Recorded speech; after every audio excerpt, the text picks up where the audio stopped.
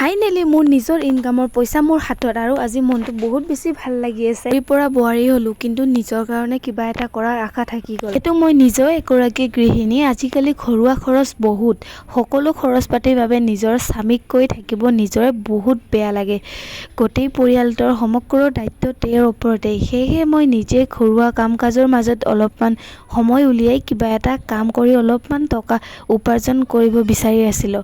এদিন মোক মোৰ চিনাকি বাইদেউ এগৰাকীয়ে কাম এটাৰ বিষয়ে ক'লে।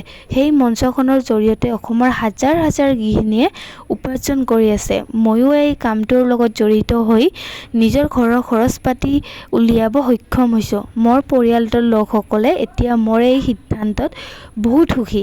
এই মঞ্চখনৰ বিষয়ে জানিবলৈ আৰু মোৰ দৰে নিজৰ হাত খৰচ উলিয়াবলৈ স্ক্ৰীণত দিয়া নাম্বাৰকেইটাত যোগাযোগ কৰক। ময়ো সাহস কৰি আৰম্ভ কৰিছিলোঁ আৰু আজি মই নিজে নিজৰ খৰচ উলিয়াব পৰা হৈছোঁ।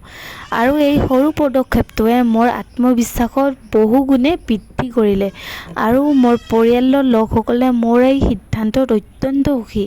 আপুনি যদি ঘৰৰ কামৰ মাজতে অলপ সময় উলিয়াই নিজৰ উপাৰ্জনৰ পথ আৰম্ভ কৰিব বিচাৰে তেন্তে এইটো আপোনাৰ বাবে এটা ভাল সুযোগ হ'ব পাৰে।